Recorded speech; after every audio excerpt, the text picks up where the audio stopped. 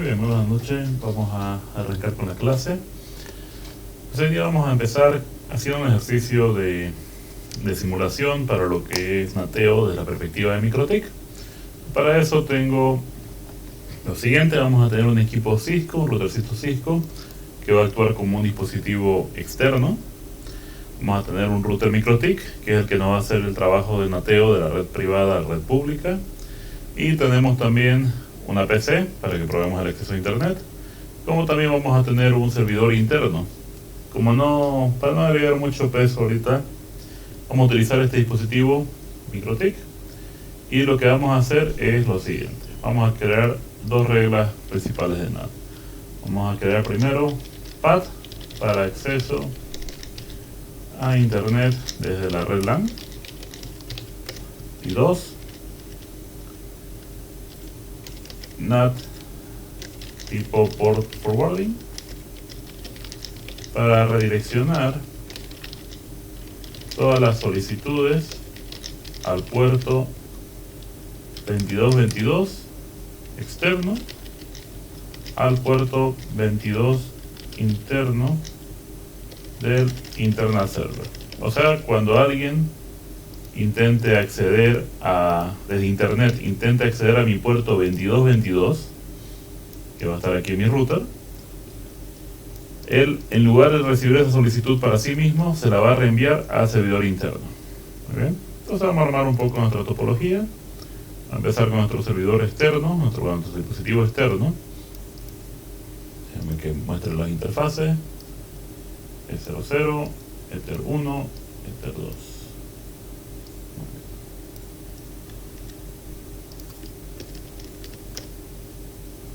Entonces aquí vamos a hacer una configuración. Este equipo solo va a tener una dirección IP.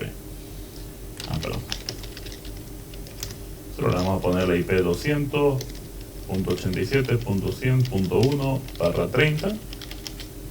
Y por esta topología no necesitamos que haga nada más. Solo queremos que pueda conocer la dirección pública de nuestro router, del router MikroTik. No nos interesa que conozca nada más. Después nos vamos a la computadora y le vamos a asignar su dirección IP. Le digo IP, él va a ser el 110, máscara 24, y gateway 11. A buscar duplicado, no va a haber ninguno, así que no hay problema. Después nos vamos al internal server.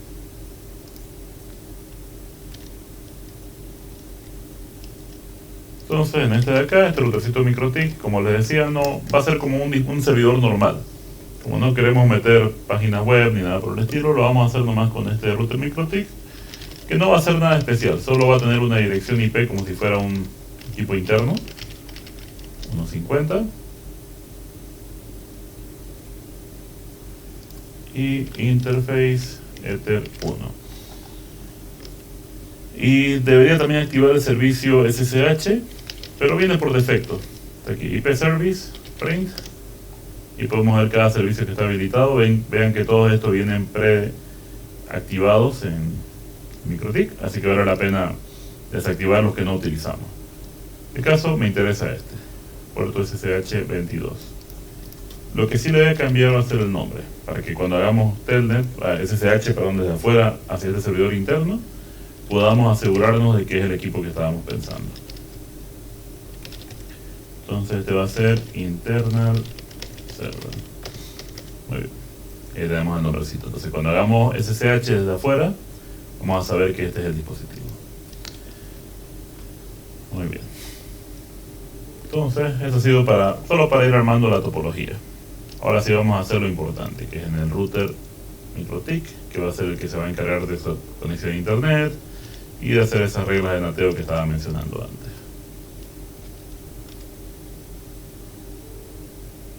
Más bien este se los mostraré desde... Un segundo. Este no es. Este es otro.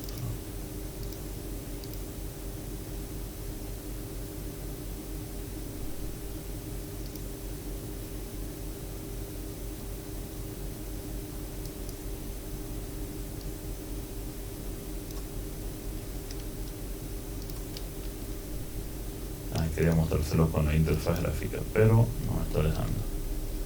No hay problema, ahorita lo volvemos a cargar y vemos que pasó. Por si las dudas voy a jalar otro router MikroTik para que vaya iniciando. Parece que se colgó porque lo conecté a la nube.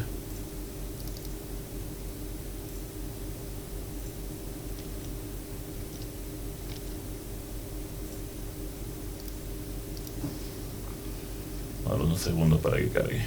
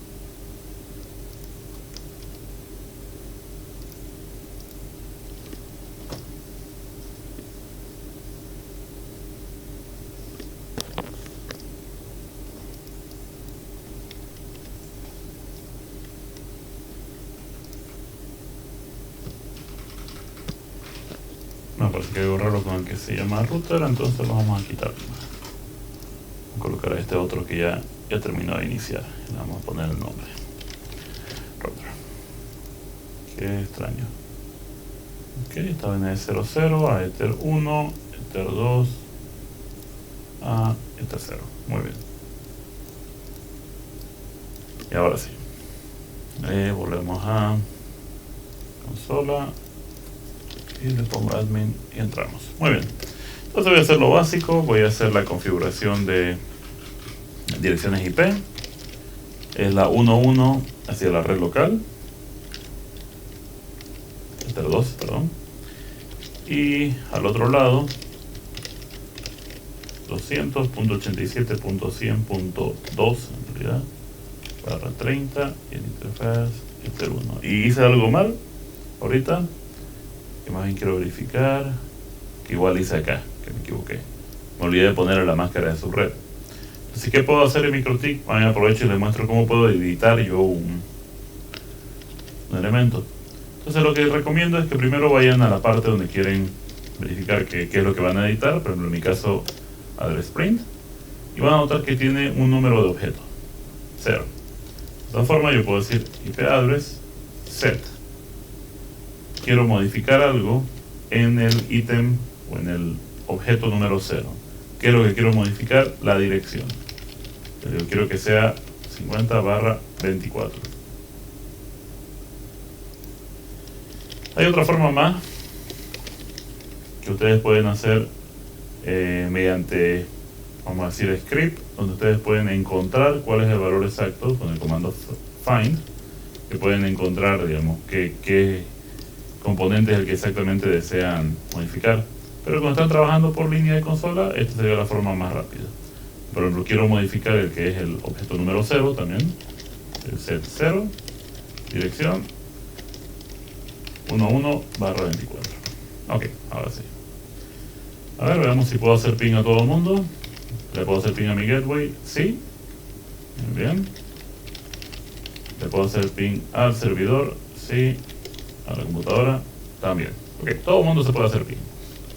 Obviamente la computadora todavía no puede llegar a internet. Pero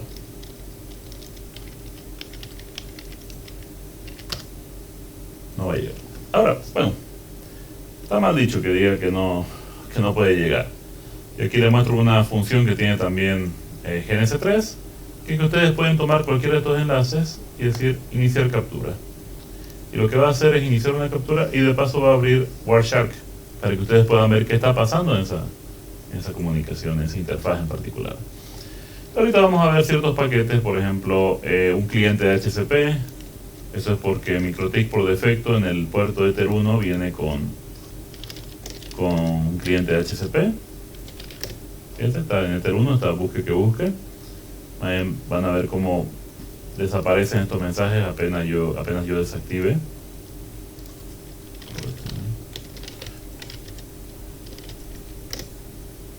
Y ya no vamos a tener más solicitudes. Puedo ver otras cosas, por ejemplo, podemos ver paquetes de tipo CDP para descubrimiento de red. Puedo ver también de protocolo de prueba de loop para ver qué está pasando. Vamos a ver otros paquetitos más. Veamos qué pasa cuando la computadora intenta hacer ping hasta el proveedor, hasta el router que está afuera, el servidor que está afuera. Fíjense que mi router, MikroTik, lo que está haciendo es lo siguiente. Recibe la solicitud por parte de la PC1, el 1.10, y él enruta, pasa esa información hacia internet. Sin embargo, esa información llega hasta el proveedor o llega hasta el destino final, llega en esta forma. 192.168.1.10 es el origen. Y destino, aparece obviamente la dirección del servidor al que llegó el paquete. Si nos ponemos a pensar, la información sí está llegando. Sin embargo, no puede ser de ninguna forma procesada por el destino, porque el destino, ¿cómo va a saber a quién tiene que enviarle el paquete de vuelta? 1.10 podría ser una computadora en su propia red local. Tal vez la va a enviar más bien al equipo equivocado. ¿Por qué? Porque las redes privadas se supone que no tienen que pasar al dominio público. Sí pueden pasar, como en este caso, cuando no nateo, y direcciones privadas pueden llegar a ser vistas desde afuera.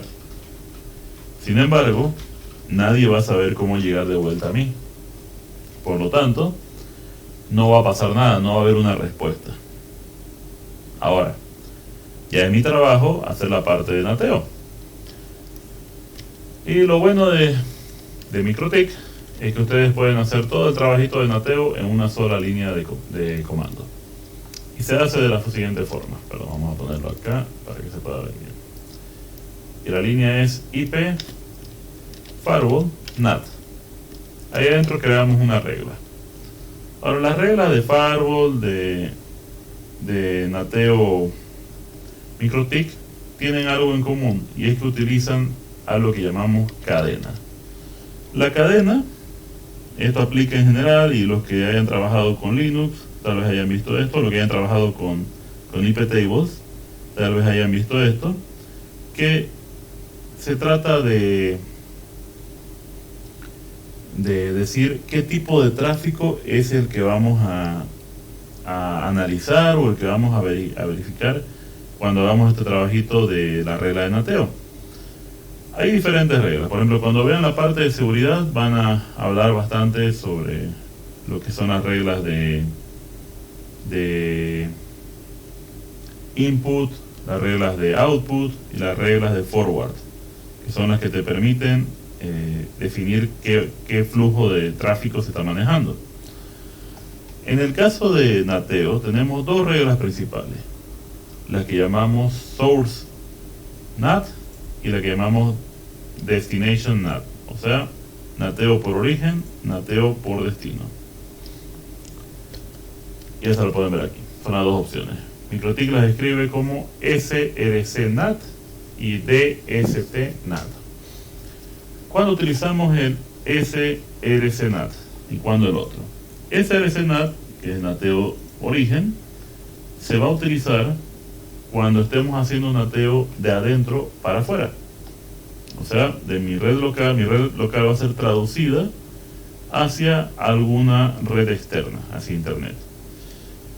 Y en cambio, DST NAT, Destination NAT, se va a utilizar cuando estemos enviando información de afuera para adentro. Por ejemplo, cuando querramos convertir una dirección pública en una dirección privada. Nosotros vamos a utilizar ambos ahorita. Entonces vamos con la primera tarea que vamos a realizar, que es PAT para acceso a internet de la red LAN. PAT se trata de yo traducir varias direcciones locales y convertirlas en direcciones públicas, o sea, de adentro para afuera. Por lo tanto, vamos a utilizar source NAT.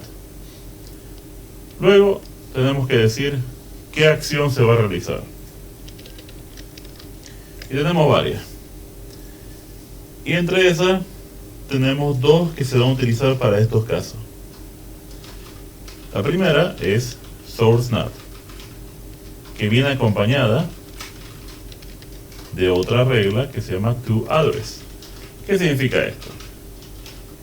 Esta regla es srcNAT, significa hacer nateo en base a la dirección origen. Y nosotros le decimos a qué dirección la quiero convertir. Por ejemplo, yo podría hacer esto. Acción for NAT toAddress 287.102. Este comando que les estoy mostrando ahorita, va a convertir todos los paquetes origen, todos los paquetes internos, lo va a transformar en esta dirección pública. Ahora, esto es si yo tengo una dirección pública fija. Si yo tuviera una dirección pública dinámica, yo no podría hacer este tipo de acción. Entonces, ¿qué es lo que yo hago? Utilizo otra que se llama masquerade. Masquerade, en cambio, lo que hace es enmascarar mi dirección IP, o sea, lo mismo que sería source NAT, pero masquerade no funciona con dirección IP, la siguiente dirección IP, o sea, en qué la voy a convertir, sino que masquerade trabaja con interfaces. ¿Sí? Y lo que me pide, en este caso, es decirle por qué interfaz va a salir la información. En este caso va a ser Ether 1. Entonces tengo esas dos formas. O puedo yo definir qué IP estoy utilizando para salir, o puedo definir qué interfaz voy a utilizar para salir. Este va a ser el más común que van a ver en MikroTik cuando estamos hablando de que no tengo yo direcciones IP públicas fijas o dirección hacia mi proveedor fijo. Entonces, ¿qué es lo que va a pasar en este caso? Aquí, esta regla que acabo de crear es bien genérica. Y esta va a ser la más común que ustedes van a encontrar en documentación de MikroTik. Le va a decir al router que todo el tráfico que vaya a ser entrante, de cualquier interfaz entrante, va a salir por Ether 1 y va a ser enmascarado. ¿Cuál es Ether 1? Mi conexión hacia mi proveedor. Noten que no le dije qué direcciones IP van a ser permitidas, como en Cisco, por ejemplo, que teníamos la ACL, donde yo decía qué IPs iban a ser traducidas hacia Internet. En este caso no especifiqué nada, al contrario de Cisco, en MikroTik si yo no especifico va a permitir todo. ¿Cómo podría hacer yo para agregar un poquito más de información? Entonces lo que podríamos poner es source address. Y le puedo decir, quiero que sea solo lo de la red 10/24.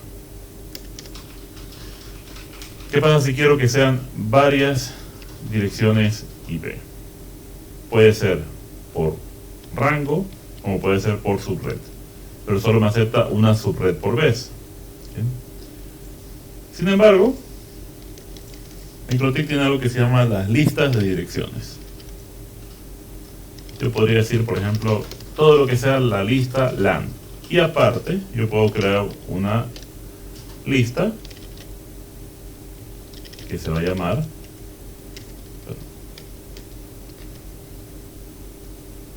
list. Y yo ahí puedo decir, es que la red LAN está compuesta por todas estas direcciones.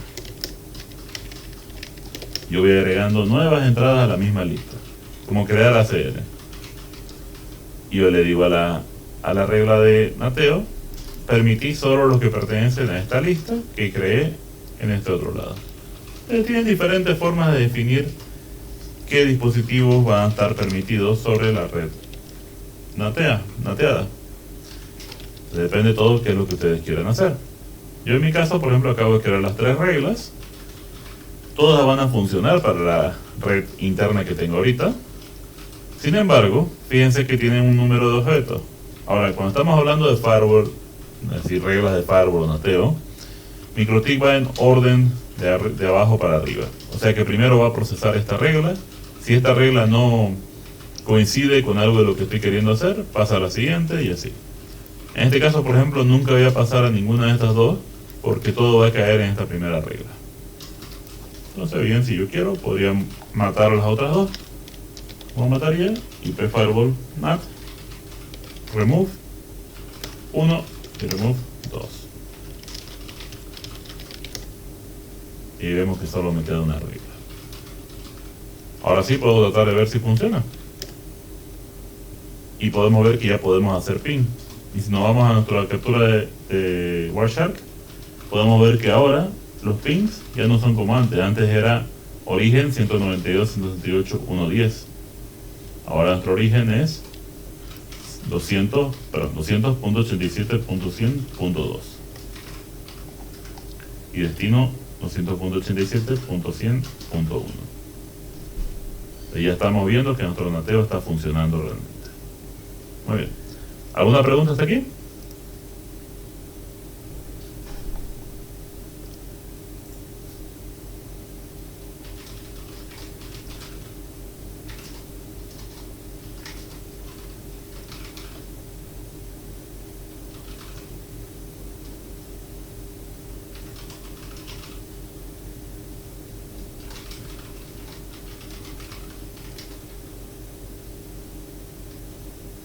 Bien, parece que no hay dudas, entonces pasamos a la siguiente parte del ejercicio. En la siguiente parte vamos a hacer un nateo a lo inverso de lo que acabamos de trabajar. Este nateo inverso se va a tratar de que cuando un dispositivo de afuera, por ejemplo el router externo, hace SSH o accede, vamos a ser más específico, al puerto 2222 externo, este va a ser redireccionado, en lugar de ir al 22 del router, de este router principal, el router va a ver la información y decir, no, esto pertenece al dispositivo interno. Entonces voy a redireccionarle esa solicitud de forma interna. A los ojos del equipo que está afuera, no hay ninguna, o sea, no hubo ninguna traducción ni nada. El equipo que está afuera piensa que está llegando al equipo que es dueño de esa IP pública, cuando en realidad el dueño está traduciendo esas direcciones y pasándola hacia los equipos internos. Entonces, ¿cómo hacemos eso? Vámonos otra vez a nuestro router MikroTik. Lo primero que yo hago es crear mi regla. IP Firewall NAT. Como le dije hace rato, lo que tenemos que hacer es add. Y sí o sí tenemos que determinar una cadena. Esa cadena puede ser Source NAT o Destination NAT. Hace rato usamos un Source NAT porque era nateo de adentro para afuera y ahora en cambio va a ser nateo de afuera para adentro. Entonces tenemos que utilizar Destination NAT. Ahora, aquí tenemos que especificar cuál es el tráfico original que vamos a ver. O sea, qué tráfico es el que vamos a esperar recibir. Y lo que hacemos es decir, bueno, primero, qué puerto y qué protocolo es el que espero. Estamos haciéndolo con SSH, por lo tanto, el protocolo va a tener que ser TCP. Luego, ¿qué es lo que vamos a verificar? Vamos a verificar el puerto al que quieren llegar, o sea, el puerto destino. Va a ser Destination Port. ¿Y qué quiero ver? Pues yo espero recibir algo en el puerto 2222. ¿Dónde espero recibir esto? Pienso que va a ser a la dirección IP 200.87.100.2. Estas son las condiciones en las que yo espero recibir una solicitud. Es lo que estoy poniendo acá. Todas las solicitudes que van al puerto 2222 externo. ¿Por qué? Porque va a ser para SSH. Como es para SSH, yo ya tengo que saber de que va dirigido al protocolo TCP.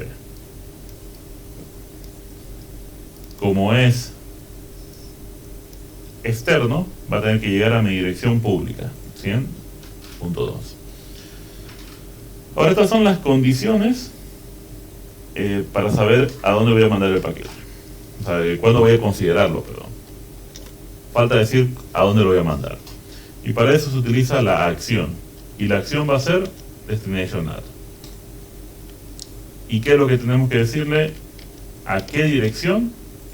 To addresses. ¿A qué dirección quiero que sea reenviado? En nuestro caso va a ser al 1.50, que es este señor de aquí. ¿Y qué más le quiero decir? Que quiero especificar que el puerto al que va a ser redireccionado es diferente. Entonces yo voy a recibir al 2222 y tengo que reenviarlo al 22 de forma interna. Si fuera el mismo puerto el que recibo y al que voy a traducir, no haría falta que ponga esta parte. Sin embargo, aquí tengo que ser muy específico. Yo quiero que lo reenvíes al puerto 22. Entonces, ¿qué voy a hacer ahora? Voy a probar. Ese es mi router que yo tengo acá arriba. De paso les muestro que los routers MikroTik y router Cisco pueden hacer también SSH de otros dispositivos. O sea, ellos pueden ser clientes. Y aquí pueden ver las opciones un poquito más específicas respecto a ciertos valores. Por ejemplo, "-p" me va a permitir escoger el puerto. Como no voy a utilizar el puerto por defecto 22, voy a usar 2222, tengo que especificarlo. También puedo especificar con "-l" el usuario, que va a ser admin. Y luego ya puedo poner la dirección IP, 287.100.2. Y podemos ver acá si funciona. Vamos a hacer una captura y vamos a ver si están llegando las solicitudes.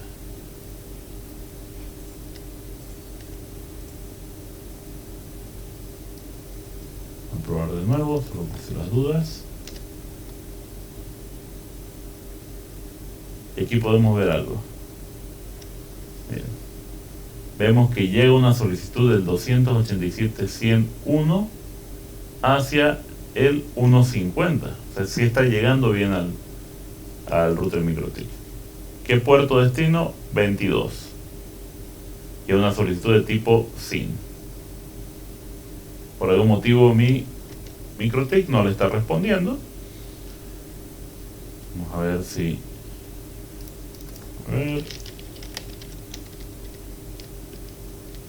perdón. Vamos a ver si no tenemos nada que esté filtrando. No tenemos nada. Este no es tampoco. Perdón. Es este de acá, internal. Vamos a ver si podemos llegar de vuelta. Perdón. Eso, mi culpa. Me olvidé de agregarle una ruta por defecto. Entonces, el MikroTik es bien simple. Si quieren agregar una ruta por defecto, una ruta se agrega así: hyperroute add, el gateway y la destination address, que sería la siguiente red. Por ejemplo, esto sería una ruta por defecto. Pero en MikroTik, si ustedes no dicen cuál es el destination address, se convierte automáticamente en una ruta por defecto. ¿Por qué? Porque como no incluyeron para quién es, el router asume de que es para cualquier otro dispositivo. Perdón, ahora sí voy a volver a intentar. Así me deja. A ver, dice... hubo un problema de validación de firmas. Ok. Está bien, lo importante es que llegue. Ya ese es otro tema. Al parecer este router no acepta la firma digital que tiene el otro router. Pero bueno, eso no me interesa tanto. Lo que me interesa es esto: poder ver de que ellos están pudiendo comunicarse entre sí gracias a Nateo. Es decir, que cuando el 287.100.1 envía una solicitud, y eso lo podemos ver con la otra captura,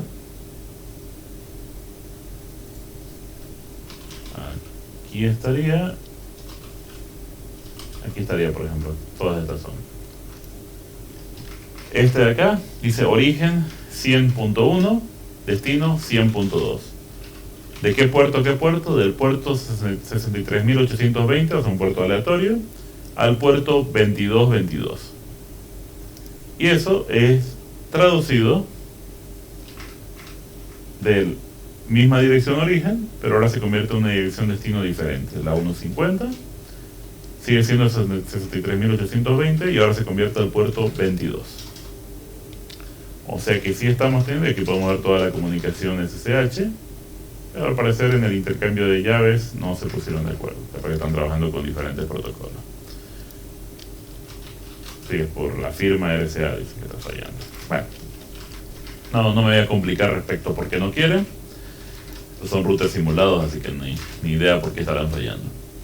Pero al menos puedo verificar de que en efecto sí estoy teniendo comunicación entre mis dispositivos. Ok, ¿alguna pregunta?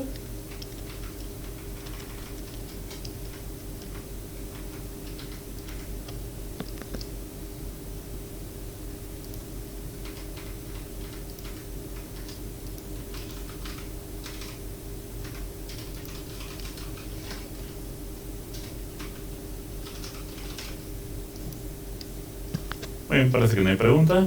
Entonces, bueno, eso es lo que quería mostrarles adicional sobre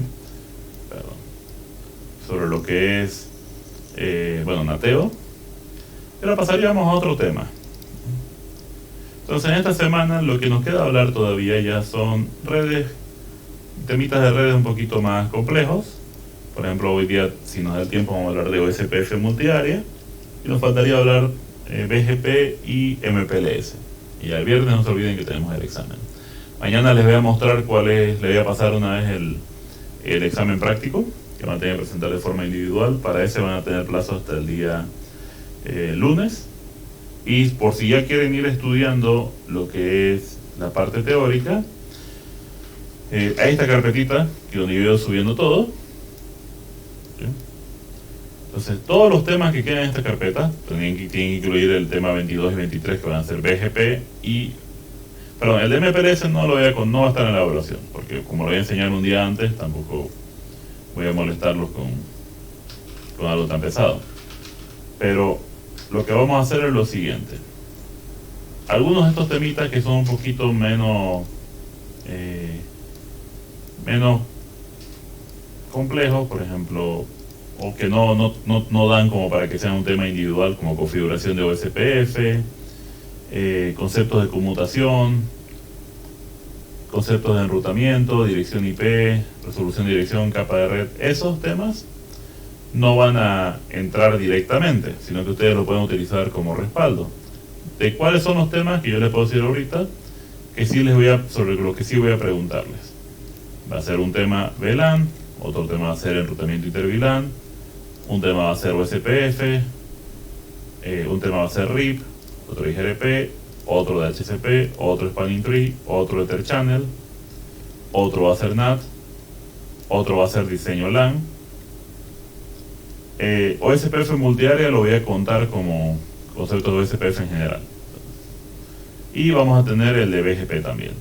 Entonces en total vamos a tener 11 temas que estarían entrando. Lo que vamos a hacer durante la evaluación, yo les he comentado que va a ser un examen oral individual. Entonces el día viernes, el día jueves, el día antes, yo voy a asignarles turnos. Entonces cada uno va a tener sus 10 minutos en los que se va a conectar a la sesión. Ahí les voy a pedir que solo se conecte uno por vez. Y va a rendir el examen conmigo. Y al azar ese rato le va a tocar de estos 11 temas, voy a ponerle 3. Ustedes pueden elegir cualquiera de los 3, solo tienen que hablarme sobre uno. ¿Okay? Y le voy a dar la chance, si en medio camino de la defensa sienten que no saben mucho del tema que eligieron, pueden cambiar. ¿Yo qué voy a evaluar? Y eso le voy a pasar el día jueves. Va a haber una rúbrica de cada tema, es decir, qué aspectos yo espero que me hablen de cada tema. Y yo voy a calificar en base si es que me hablaron de esos temas y qué pudieron hablarme de cada tema, qué tan efectivo fue la forma en que me explicaron cada uno de los temas. Entonces, en sí ustedes solo van a tener que defender uno de estos temas, pero ya les voy recomendando, estos son los que están seleccionados, van a ser los temas que les va a tocar defender. Los demás temas quedan como respaldo. Por ejemplo, si les toca la parte de enrutamiento, si les toca la parte de enrutamiento dinámico, pueden respaldarse con los otros temitas. Pueden respaldarse, por ejemplo, con enrutamiento estático y demás. Si les toca VLAN, pueden respaldarse con conceptos de conmutación. Igual Spanning Tree pueden respaldarse con conceptos de conmutación. Conceptos de FHRP no va a entrar, ese yo les comenté que era una clase opcional, así que no hay pena. Pero para lo demás sí van a entrar los temas. Entonces, y en sí, yo les voy avisando que de los temas que he seleccionado ahorita, VLAN, Inter-VLAN Routing, Spanning Tree, NATEO, DHCP y diseño LAN entran en la defensa final, sí o sí. O sea, son los que han venido como parte de la defensa final hasta ahora. Los otros pueden entrar. Por ejemplo, le estoy colocando RIP, EIGRP o SPF. Lo más seguro es que si entra en el examen de defensa final va a entrar como enrutamiento dinámico. No va a entrar cada protocolo por su cuenta. Y Ether Channel, por ejemplo, es algo que les van a preguntar junto con Spanning Tree. ¿Okay? Entonces, en NATEO, por ejemplo, en el tema de NATEO entra de la mano con DHCP. Entonces, ya de por sí estos temas ya va a ser para que ustedes se puedan preparar para la defensa final. ¿Okay? Entonces yo mañana les voy a pasar la parte práctica, el laboratorio práctico que van a presentarme hasta el lunes. Y el jueves vamos a hacer el sorteo respecto a en qué orden le van a tocar los temas. Si alguien el viernes no se puede conectar a cierta hora en particular, y me refiero a que no pueden conectarse muy temprano por motivo de trabajo, me tienen que avisar antes del jueves, ¿okay? Para que yo tenga en cuenta que ustedes lo voy a colocar al final. Yo imagino que todos van a poder el viernes porque es un día normal de clase. Si alguien no pudiera el viernes por cualquier motivo, pero tiene que ser un motivo justificado, tienen que avisarme igual con tiempo para que veamos de programarlos para, peor de los casos, programarlos para el sábado. ¿Okay? ¿Alguien tiene alguna pregunta?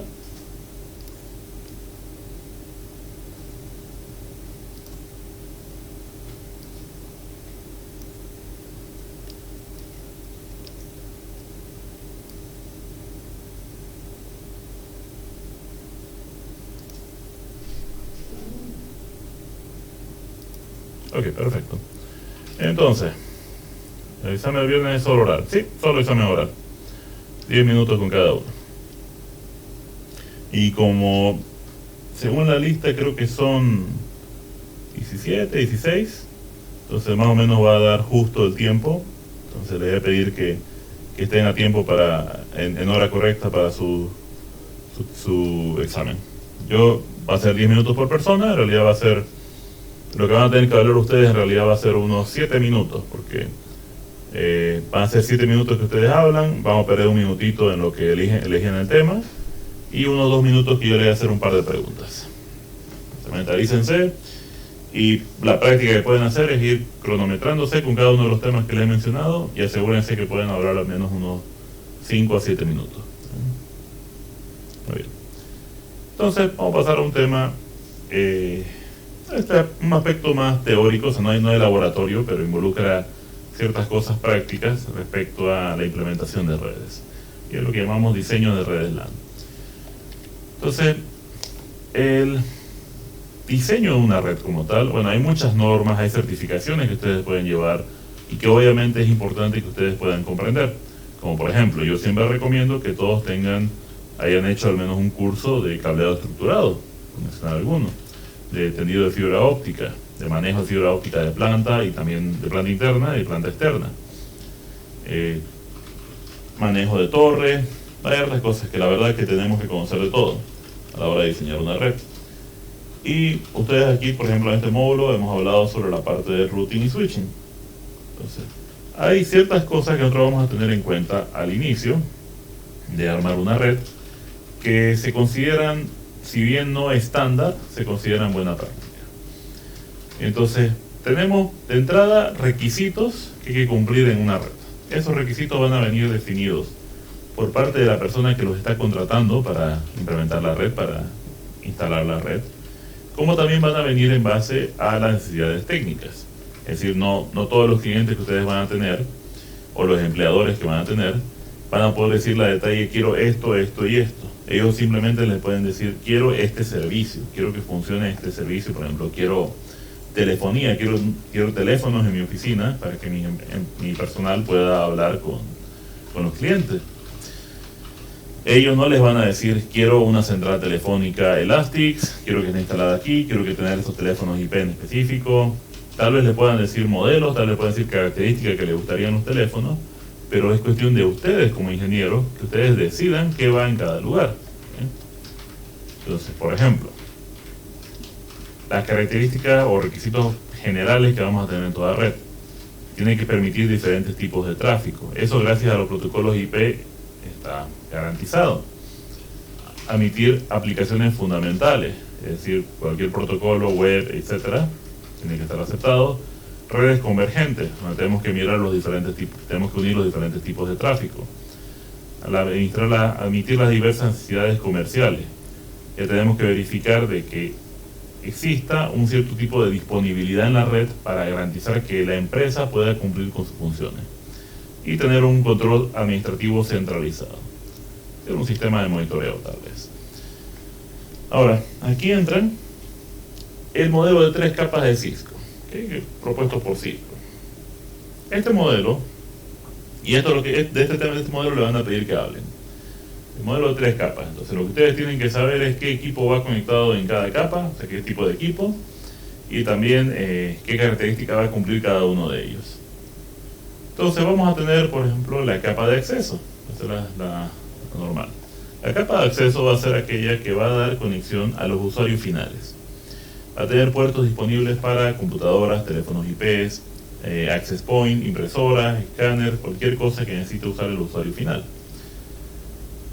Por lo tanto, este tipo de dispositivos cuentan, por ejemplo, con puertos, la mayoría de cobre, porque son los tipos de puertos regulares que utilizan la mayoría de los dispositivos clientes. No hay mucha computadora de escritorio que te maneje el puerto de fibra óptica, por ejemplo. Ahora, estos equipos, por lo tanto, tampoco van a ser equipos que van a requerir una muy alta capacidad de conmutación o de switching. Solo tienen que asegurarse de poder abarcar y comunicar en base a la capacidad máxima de cada uno de sus clientes. O sea, si yo tengo 24 puertos de 1 giga, tengo que asegurarme que esos 24 puertos de 1 giga puedan comunicarse en su mayor capacidad y eso pasarlo a mis capas superiores. Ahora, otra característica común que van a tener en este tipo de dispositivos son los puertos PoE, Power over Ethernet. Se trata de los puertos en los cuales yo puedo enviar alimentación eléctrica a través del cable de cobre. Es decir, nosotros tenemos los 8 hilos de cobre, 4 pares de cobre, naranja, verde, café y azul. Naranja y verde se turnan para hacerlos de comunicación, para transmisión y recepción, depende de la norma que estén utilizando. Y el café y el azul por defecto no estaban siendo utilizados para nada, no de forma estándar. Pero gracias al protocolo, a partir del protocolo 802.3 AF y AT, BT y todos los que han ido, ya cuando veamos inalámbrica vamos a hablar sobre PoE a detalle, un aspecto técnico más profundo. Pero gracias a ese estándar nosotros podemos utilizar los cables café y azul para enviar alimentación eléctrica, que por el estándar mismo se trata de 48 voltios DC, bueno, menos 48 voltios DC. Entonces, esa va a ser una característica común en estos dispositivos. Otra característica va a ser manejar el tagueo de VLANs. Es decir, se van a encargar de recibir la información que viene por parte de los clientes, que va a venir sin tags, sin etiquetas, y ellos se van a encargar de etiquetar la información que reciban por parte de cada uno de estos clientes y la reenvían ya a las capas superiores con una etiqueta de VLAN. Ya las capas superiores van a saber qué hacer con cada uno de ellos. Ahora, estos dispositivos tienen un propósito de ser simplemente equipos más livianos, ¿sí? No tan encargados de funciones demasiado avanzadas. Ellos le pasan las funciones más pesadas a los equipos de capa superior. Por ejemplo, la capa de distribución. En la capa de distribución, que es la capa media, tenemos equipos que van a tener que soportar el tráfico que viene por parte de los clientes de la capa de acceso. Significa que si pensamos con lógica, si yo tengo, por ejemplo aquí, déjame que lo el puntero láser. Si yo tengo 3 switches, cada uno de esos switches va a tener 24 puertos. Cada switch va a tener 24 gigas de información que me piensan enviar. Significa que yo tengo que soportar 24 por 3 gigas de tráfico. ¿Para qué? Para yo poder tomar todo el tráfico de todos los clientes presentes y reenviarlo a las capas superiores, o hacer mi trabajo de capa, como es, por ejemplo, calidad de servicio, como es, por ejemplo, enrutamiento en cierta medida, enrutamiento a nivel interno. Entonces, este switch va a hacer trabajitos un poquito más complejos a la hora de procesamiento. Ya no solo abarca la parte de la conmutación de VLANs, también va a meterse a la parte de enrutamiento y a la parte de calidad de servicio. Ya hay un control un poquito más pesado. Entonces ellos necesitan tener más capacidad, no solo de qué funciones pueden cumplir, sino que aparte ellos tienen que ser capaces de soportar todo el tráfico que viene por parte de los usuarios finales y por la capa de acceso.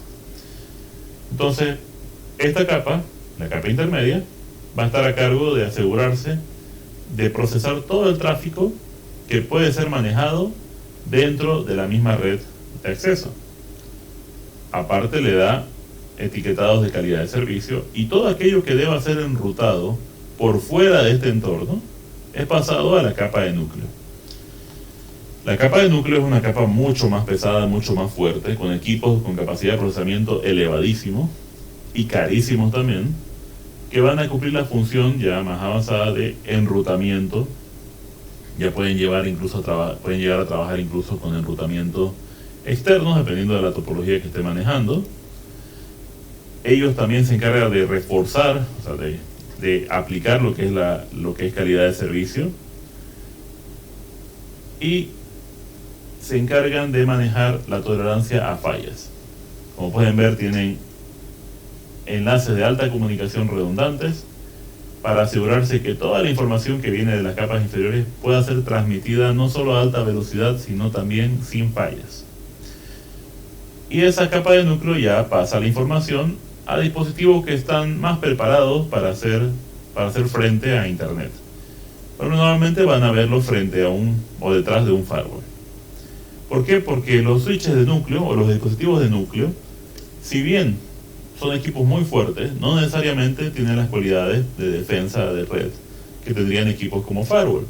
Aún así, vamos a ver que gracias al diseño que tienen estos equipos de capa de núcleo, puedo yo tener un módulo de firewall en el mismo hardware, solo que se considera a veces como un equipo externo por la estructura que tiene, que ahorita vamos a hablar. Ahora, una pregunta que les pueden llegar a hacer en el examen: ¿necesita usted de todas las capas para que una red funcione? O sea, ¿es necesario que en toda empresa yo tenga las 3 capas? Y la respuesta es no, no es obligatorio. Es un modelo recomendado que se puede seguir cuando estamos hablando de redes grandes. Porque no tiene sentido que para una red pequeña, donde yo solo tengo 2, 3 switches de acceso, yo me tenga que armar una capa de distribución, una capa central. No vale la pena. Depende del tipo de redundancia que yo desee y depende de la capacidad que yo necesito en mi red. No les puedo decir, no, y tampoco nadie les va a poder decir, después de cierta cantidad de usuarios tenés que usar este modelo. Se va a tratar de cuánto tráfico vas a estar generando y cómo querés manejarlo. Entonces, muy dependiente de cada caso. Entonces, si les preguntan, ¿es obligatorio usar el modelo de 3 capas? No. ¿Qué pasa si yo tengo una red mediana, o ya yendo a grande, pero no tengo los recursos para armar el modelo de 3 capas? Pero me gusta el modelo de 3 capas porque se ve más redundante y se ve más preparado. Bueno, existe algo que se llama el modelo de núcleo colapsado. Ese término, por favor, recuérdenlo si les toca este temita para defender. Núcleo colapsado, que se trata de que la capa de núcleo y la capa de distribución se convierten en una sola. En este caso, a los equipos que ahora van a hacer mi capa de núcleo colapsado, se le van a atribuir todas las funciones que eran de la capa de núcleo y la capa de distribución. O sea, combino ambas capas. La capa de acceso no la puedo combinar porque la capa de acceso tiene una función bastante específica, que es dar acceso directo a los dispositivos. Ahora, no se confundan, no significa que siempre tengan que haber switches en cada una de las capas. Por ejemplo, la capa de acceso, bueno, no está medida como switches. Máximo podría ser reemplazada por routers que tengan hartos puertos, digamos, como los routers MikroTik caseros, digamos, que vienen 10 puertitos. Eso sería una red más sencilla, ya no nos preocupamos tanto del nivel de las capas. Pero en la capa de acceso normalmente vamos a tener switches. Pero sí puede haber el caso donde ustedes reemplacen las capas superiores con routers. Eso sería normal. Entonces, no se vayan a complicar a la hora de implementar una red, no están obligados a armarlo de esta forma. Y también, bueno, va a ser el golpe de saber también que tampoco va a haber el presupuesto para poder armar este tipo de redes. Entonces, no se vean obligados a manejar el modelo de 3 capas, es un modelo recomendado, pero no es una norma. ¿Okay? Eso es muy importante tener en cuenta. ¿Alguien tiene alguna consulta del modelo de 3 capas?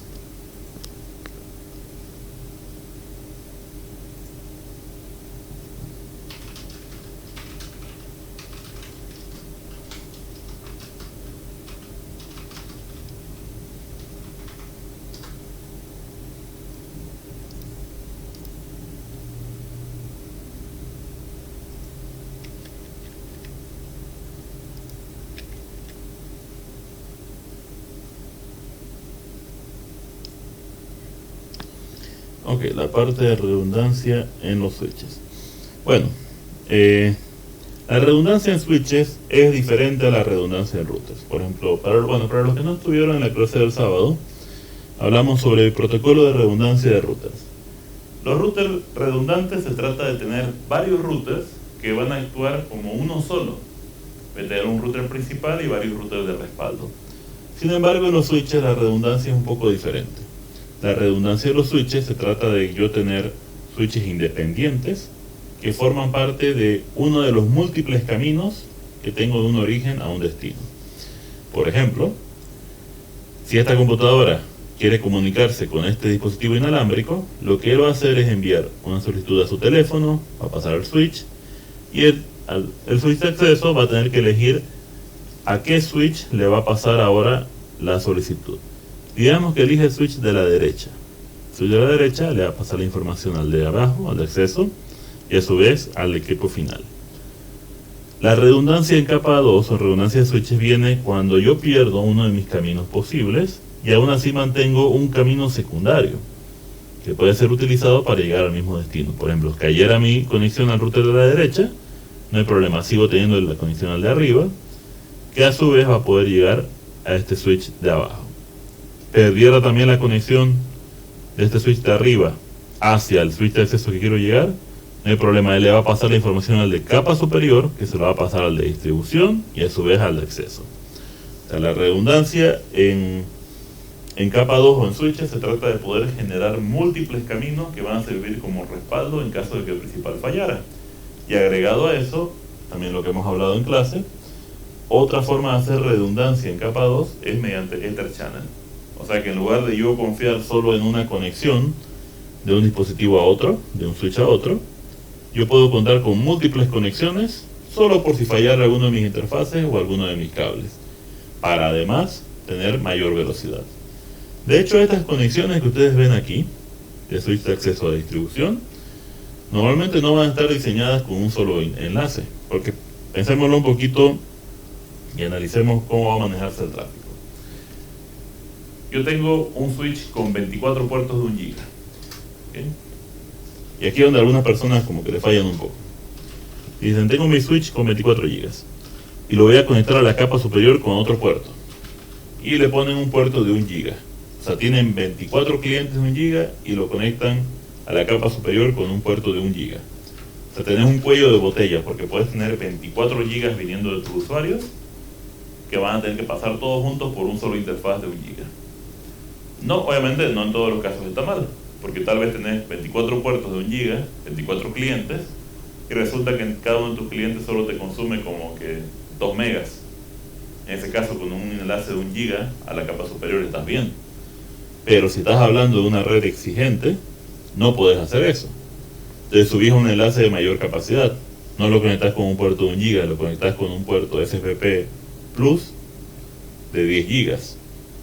Pero sigue siendo menos, sigue siendo de 10 a 24. No hay problema. Hacemos un Ether Channel con 2 puertos. Ahora son 20 GB. Te sigue faltando. Bueno, si todavía no es suficiente, tal vez pueda crear otro enlace a otro switch con 2 de 10 GB. Voy a tener 20 GB para un lado, 20 GB para el otro. Ahora sí tengo una capacidad de 40. Y cuando yo haga mi trabajo con Spanning Tree o múltiples Spanning Tree, yo puedo hacer que eso se esté balanceando y puedo usar de forma eficiente mis 2 enlaces. Entonces la redundancia de capa 2 va a venir bajo la idea de que puedes llegar a tener múltiples caminos al mismo destino y múltiples dispositivos que te van a llevar a la red destino. De esta forma tenés una redundancia efectiva. No sé si eso pudo responder la pregunta. Perfecto, muchas gracias. Muchas gracias por la pregunta. No sé si alguien más tiene alguna duda.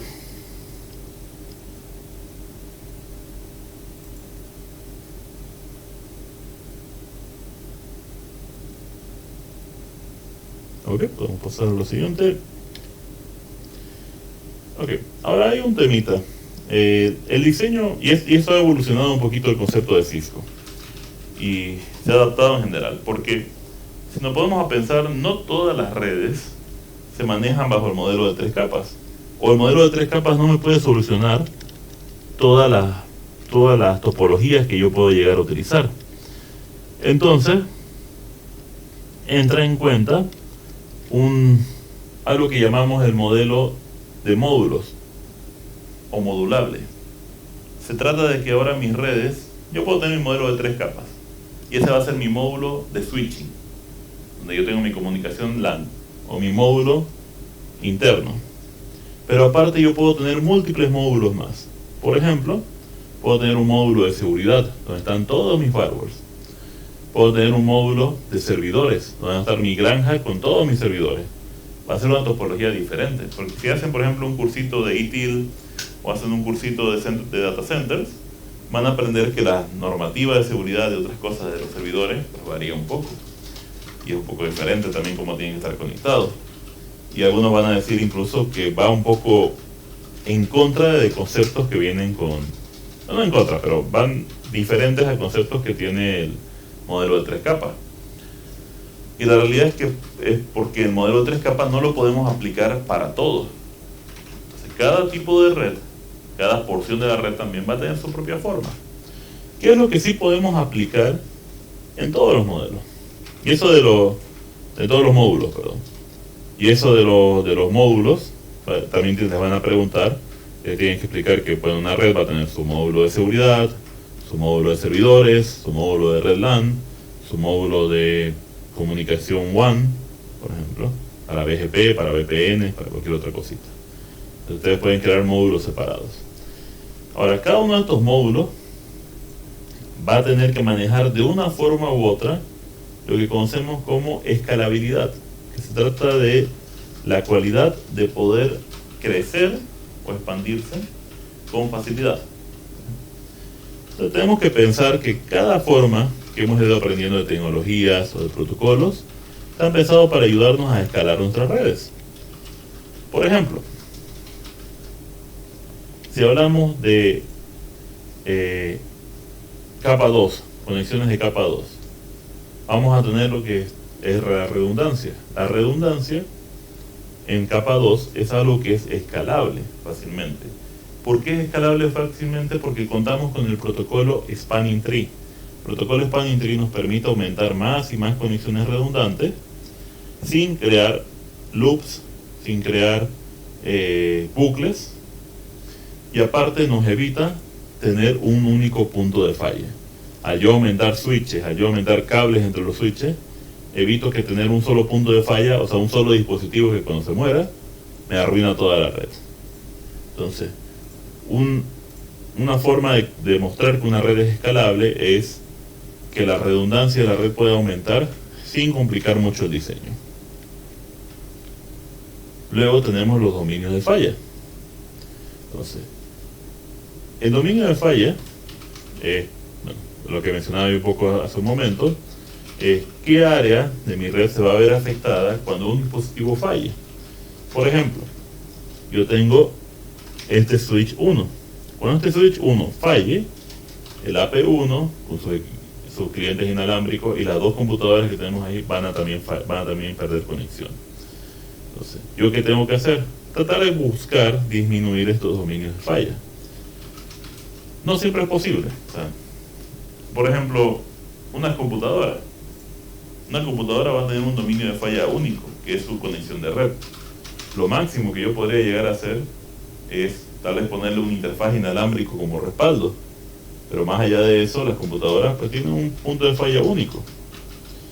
Pero yo puedo tratar de aumentar un poquito, por ejemplo, el switch 1.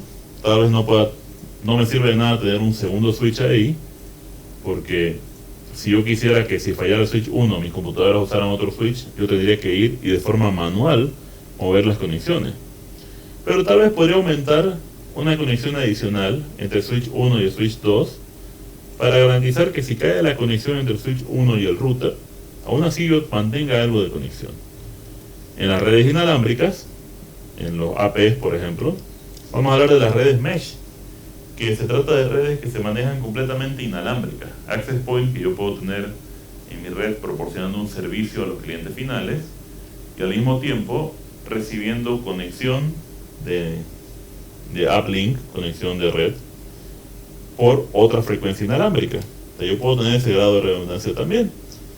Yo puedo empezar a planear que mis puntos de dominio de falla disminuyan su tamaño o no sean tan fáciles de generar.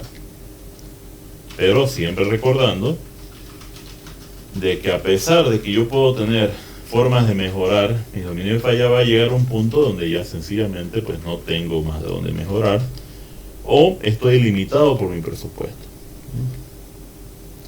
Y cuando digo limitado por mi presupuesto, ahí yo quiero hacer un poco de énfasis en el hecho de que ustedes como ingenieros en redes tienen que asegurarse de no prometer milagros cuando el cliente no está dispuesto a invertir el capital apropiado para tener una red eficiente. Ustedes sí, no es excusa que les den equipos de capacidad mediana en una red mediana que ustedes no lo hagan funcionar. Ustedes no sepan manejarlo de forma eficiente. Y de hecho yo he visto cantidad de personas que tienen en su red equipos carísimos, hacen comprar equipos absurdos de caros y aún así su red no funciona de forma apropiada. ¿Por qué? Porque el administrador de red no ha hecho un buen trabajo. Aún así, hay la otra cara de la moneda, donde he visto ingenieros muy buenos que les dan recursos muy bajos y esperan que hagan milagros. Tampoco va a funcionar. Y ahí les toca a ustedes establecer un límite. Cuando no tienen muchos recursos, pues se establece y se dice, mire, va a funcionar, pero va a funcionar hasta este punto, y más allá de eso, pues vamos a tener falla, vamos a tener problemas de disponibilidad. Queda advertido y le explico el por qué. Más adelante vamos a hablar de cómo un equipo puede ser mejor que otro, ¿okay? Cómo se puede entender cuál es la capacidad de un dispositivo. Otra forma, por ejemplo, de escalabilidad que hemos aprendido durante este módulo es Ether Channel. Hemos aprendido de que yo puedo conectar un cable nuevo entre dos dispositivos que ya estaban conectados entre sí y aumentar la capacidad de comunicación. Y Ether Channel va a ser una práctica muy utilizada, muy utilizada en general. A nivel de capa de acceso, por ejemplo, nosotros vamos a hablar sobre las redes WLAN, tenemos otro tiempo para dedicarlo, pero de paso nosotros vamos a aprender de que para poder escalar una red inalámbrica, y cuando hablamos de escalar una red inalámbrica se trata de crecer en cobertura y crecer en capacidad de conexión a los clientes, vamos a requerir equipos que estén trabajando en protocolos más actuales o que sean administrables de forma centralizada. Entonces va a haber una diferencia entre utilizar un tipo de access point y otro tipo de access point. Entonces la parte inalámbrica se vuelve también otro temita que va a depender mucho de la cantidad de recursos que ustedes quieran invertir para hacerlo funcionar. Y también tenemos la parte de los protocolos de enrutamiento. Por ejemplo, una red OSPF de área simple no es muy escalable. no va a ser nunca muy escalable. ¿Por qué? Porque es una red que va a compartir un mismo dominio de OSPF entre todos sus dispositivos. Conforme pase el tiempo, yo tarde o temprano voy a tener que empezar a migrar ciertos dispositivos a nuevas áreas. Entonces, normalmente cuando se empieza a diseñar una red OSPF, se recomienda arrancar, cuando se empieza a armar una red de enrutamiento dinámico, se recomienda planificarlo de tal forma que se pueda escalar fácilmente. Y OSPF es uno de los preferidos porque te permite dividirlo en áreas. Al dividirlo en áreas, puedes escalar tu red de forma mucho más sencilla. Pero hoy día, si nos diera el tiempo, creo que nos va a dar el tiempo, vamos a empezar a hablar sobre OSPF de área múltiple. ¿Por qué solo dije OSPF y no mencioné los otros dos? Pues exactamente por el tema de que no son tan escalables comparado a lo que tiene OSPF. EIGRP sí es escalable, pero pues está con su desventaja muy grande de solo ser manejado por Cisco. Y ya es estándar, ya es open source, pero a nadie le ha dado la gana de seguir trabajando con la marca como tal, con ese protocolo como tal. Muy bien, ahora nos tocaría hablar sobre la selección de dispositivos, más o menos qué podemos tener en cuenta. Pero antes de seguir, vamos a tomarnos un receso de 15 minutos y continuamos con la clase. ¿Está bien? Que vayan y estírense un poco y continuamos.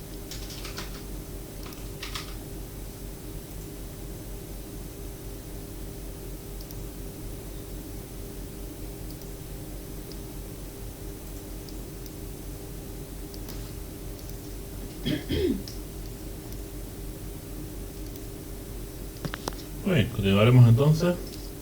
Y estábamos hablando sobre diseño de redes y en particular ahorita vamos a hablar sobre la selección de dispositivos.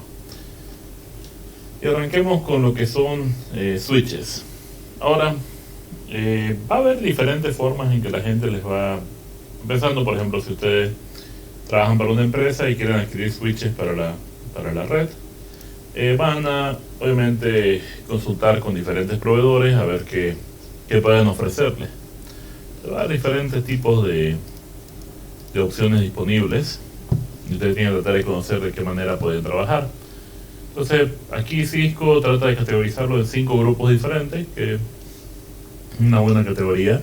Por ejemplo, están los switches LAN para campus, que son los switches comunes, lo que ustedes pueden encontrar. Obviamente aquí no estoy hablando de los switches más básicos o los switches de marcas más sencillas, sino que ya hablo, digamos, a nivel corporativo. Tenemos los switches administrables en la nube, que son unos que, por ejemplo, en el caso de Cisco, tienen los modelos Meraki, que son unos equipos que dependen de un procesamiento en la nube para funcionar correctamente. Tenemos switches para centros de datos, que son switches si bien no son switches tipo núcleo, por ejemplo, no necesariamente siempre son núcleo, pero son switches de altísima capacidad, de muy alta capacidad de comunicación. De manera, switches para proveedores de servicios que van a necesitar un manejo administrativo mucho más alto, una buena capacidad de comunicación, y aquí ya entran equipos de núcleo, por ejemplo. Y redes virtuales que pueden ser manejadas gracias a controladores, lo que tenemos también las redes definidas por software, por ejemplo. Ahora, dentro de lo que nosotros podemos elegir de switches, también vamos a tener otras características. Por ejemplo, si va a ser un dispositivo de tipo fijo, o de tipo modular. Si ustedes pueden agregarle componentes adicionales para mejorar los interfaces o para darles diferentes cualidades nuevas o nuevas piezas de software. Aquellos que son de stack o apilables, es decir, switches que ustedes pueden combinar para que trabajen como uno solo. También va a depender de las unidades de los racks, o sea, qué tan grande es el switch, qué tan alto. Y otros factores como costo, densidad de puertos, o sea, cuántos puertos tienen, a qué velocidad trabajan, potencia, por ejemplo, de alimentación en el caso de PoE, y confiabilidad.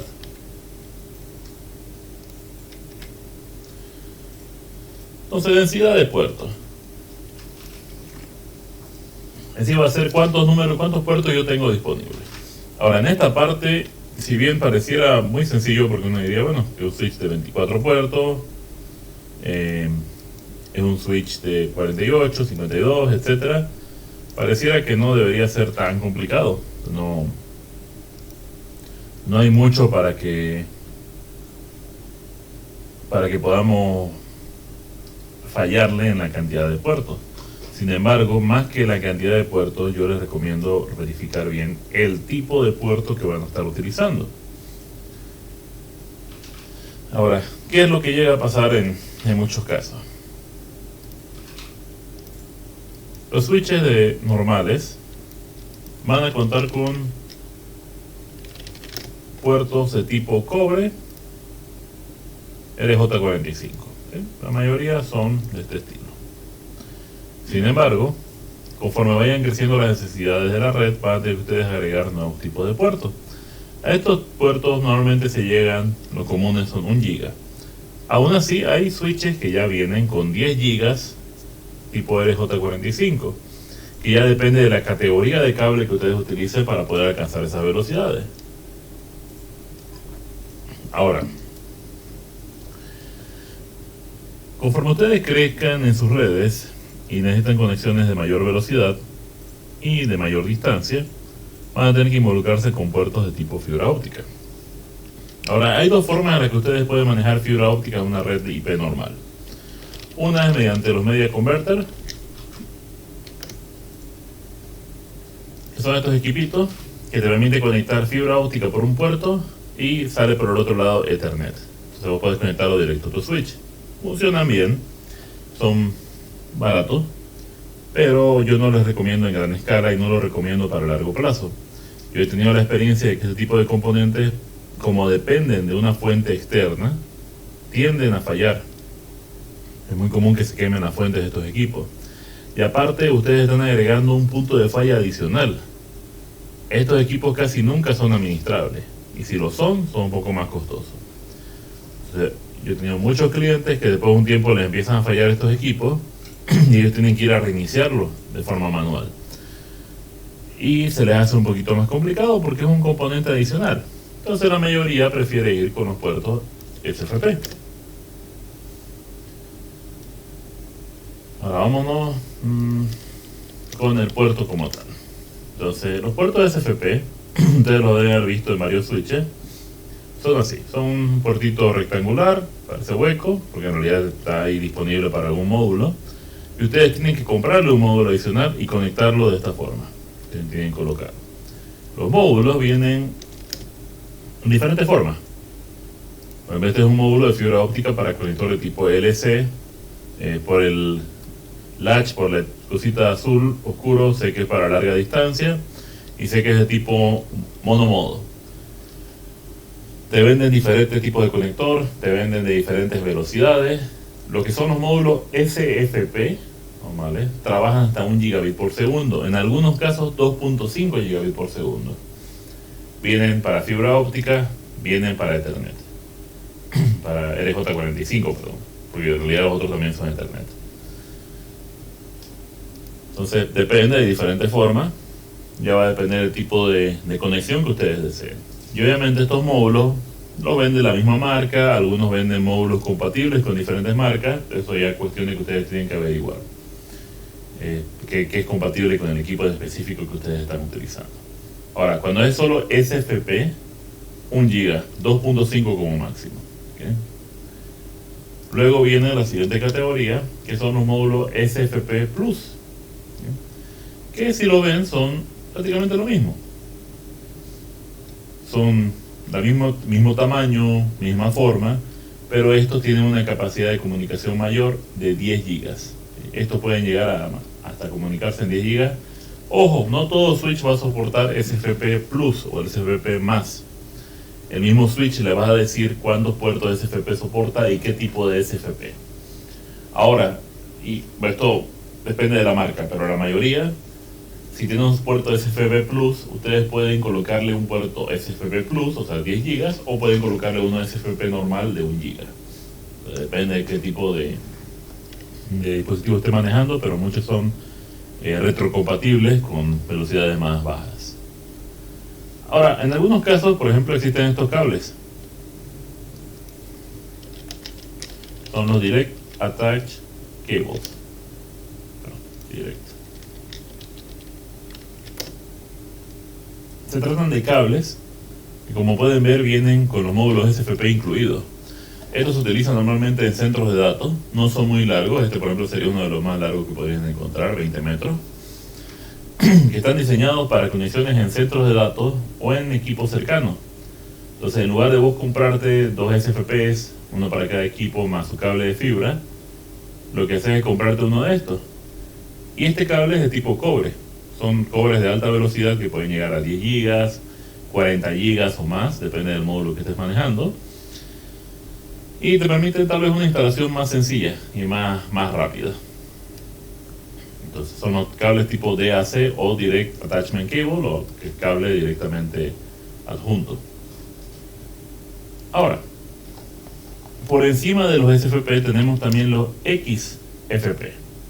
Los XFP son, sí, ya tienen una diferencia, son módulos más gruesos, módulos rectangulares más gruesos, que usualmente se pueden soportar comunicaciones de 10, 40 gigas. Ahora, debido a la estructura del puerto XFP, es una de las opciones que hay disponibles, pero hay variantes que se han generado. Y entre esas variantes tenemos los módulos QSFP. QSFP, al igual que el XFP, es mucho más gruesito, pueden ver lo que es más plano pero más grueso. Y este puede trabajar tranquilamente en 40 gigas o en comunicaciones a veces hasta 100 gigas.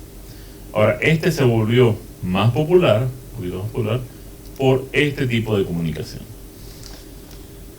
Esto es lo que se llama un cable breakout.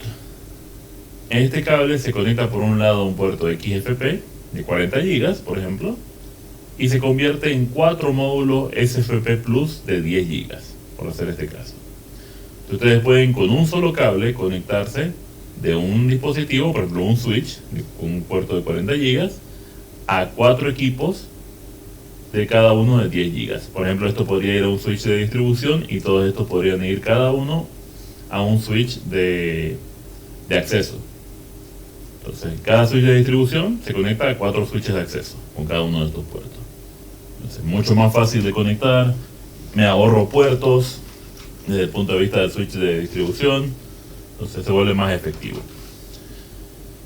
Ya depende, y ojo, muy importante, dependiendo de la marca de equipos, modelo y todo, cuando ustedes tengan un puerto QSFP en su switch, son un poquito más gruesos.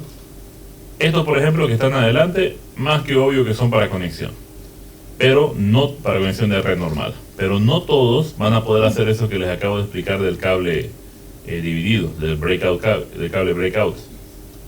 Tienen que ustedes averiguar si pueden hacerlo. Y otra cosa, muchos switches, por ejemplo, este switch en particular, el que se me viene a la mente, tiene 2 puertos QSFP en la parte de atrás. A ver si...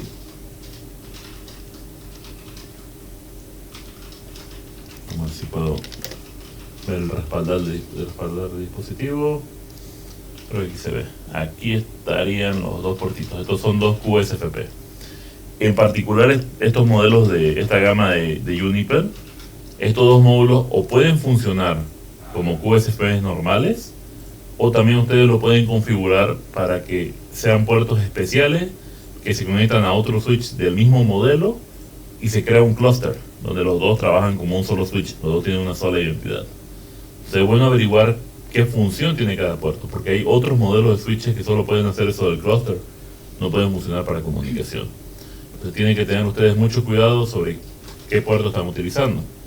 Entonces, por eso les decía que la densidad de puertos, si bien es cuántos puertos yo tengo, entra también a reducir qué tipo de puertos necesito y cuál es la verdadera capacidad y uso que va a tener cada uno de estos puertos de comunicación. Muy bien. No sé si alguien tendrá alguna pregunta.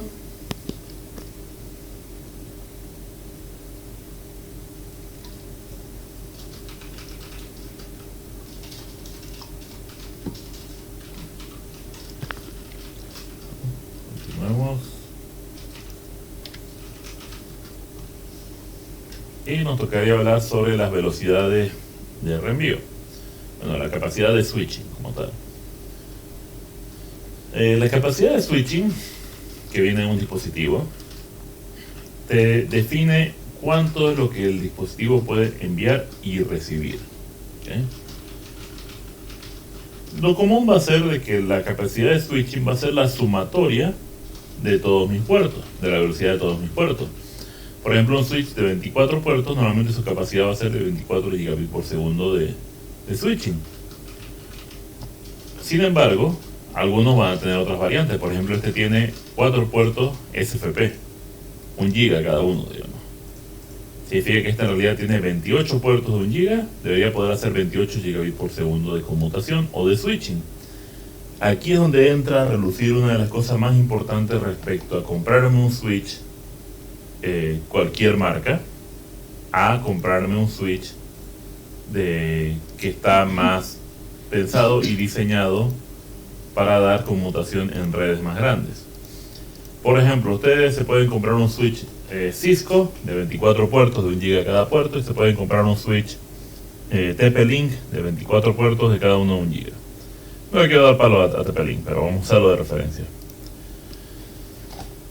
Puede darse el caso de que ese switch TP-Link que ustedes compren, por más que sea 24 gigas de conmutación, internamente, o sea, 24 puertos de 1 giga, perdón, la conmutación real del switch solo sea de 10 gigas, por ejemplo.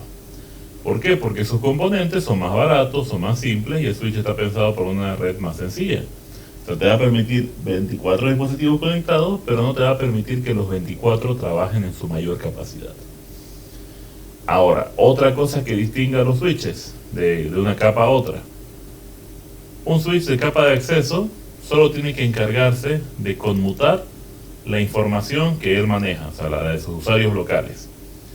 En cambio, un switch de capa de distribución o de núcleo tiene que gestionar la comunicación que llega por parte de múltiples otros dispositivos, haciéndolo un poquito más exigente y un poco más complejo. Por eso es que los switches de mayores capas en realidad van a ser switches con mayor capacidad de switching. Entonces, a la hora de ustedes de comprar un switch, tienen que averiguar cuál es la capacidad de switching máxima que tiene su dispositivo. Si no cumple con al menos el mínimo, digamos, del valor total entre todos sus puertos, entonces tienen algún problema y tienen que encontrar otra marca de equipos mejor. Bueno, hemos hablado un poco sobre PoE. Esto lo vamos a proyectar mejor en lo que es redes inalámbricas, pero se trata de poder yo manejar alimentación eléctrica a mis dispositivos de forma eficiente desde un switch, y en realidad vamos a decir, lo importante, lo pesado de lo que es PoE en una red de switching, o sea, lo importante para que ustedes elijan uno es el estándar. ¿Qué tipo de estándar van a manejar de PoE? Es decir, cuánta es la potencia máxima, porque eso es una de las cosas más importantes. Por ejemplo, el más básico es 15.4 watts. Y por el otro lado vamos a tener también qué fuente de alimentación tiene nuestro switch. Y ahí déjenme ser un poco más específico.